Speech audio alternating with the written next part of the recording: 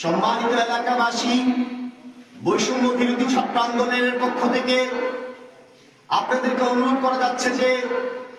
দেশের এই উত্তপ্ত পরিস্থিতিতে আমরা যেন সাম্প্রদায়িক সম্প্রীতি বজায় রাখি এবং পরাজিত কুচক্রী মহলের হাত থেকে প্রত্যেক সংখ্যালঘু সনাতন ধর্মী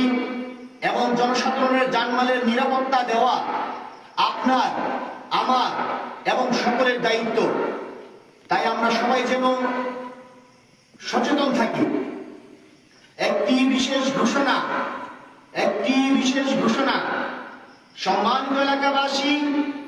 সম্মানিত এলাকাবাসী,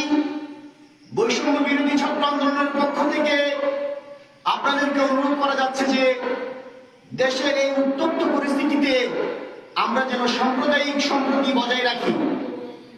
এবং